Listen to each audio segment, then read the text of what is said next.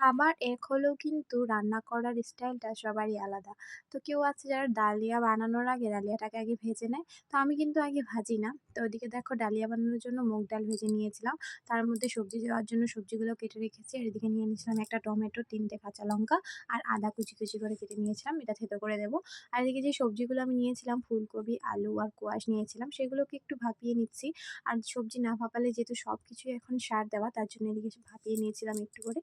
আর ডালিয়াটা বানানোর আগে আমি একটু সময় ভিজিয়ে রেখেছিলাম ভালো করে ধুয়ে, তারপর দিয়ে দিলাম প্রেসার কুকারে। আর এদিকে যে ডালটাও ভেজে রেখেছি সেটাও ধুয়ে দিয়ে দিয়েছি। আর সবজিগুলো একটু ভাপিয়ে নেওয়ার পর এগুলো দিয়ে দিলাম টমেটো। তার সাথে দিলাম একটু হলদি গুঁড়ো, জিরে গুঁড়ো আর নুন। ৩ টে কাঁচা লঙ্কা চিড়ে দিয়ে দিয়েছিলাম। তারপর ৩-৪ টে সিটি দেওয়ার পর এদিকে সম্বারে দিয়েছিলাম আদা, পাঁচফোড়ন আর তেজপাতা। তো কারা, কারা এভাবে বানিয়ে খাও? আমি কিন্তু এইভাবেই বানিয়ে খাই। কখনো ডালিয়াটাকে আগে ভেজে খাইনি। তো খেতে কিন্তু দারুণ হয়েছিল। আর ডালিয়ার সাথে খাওয়ার জন্য একটা পাঁপড় ভেজে নিয়েছিলাম।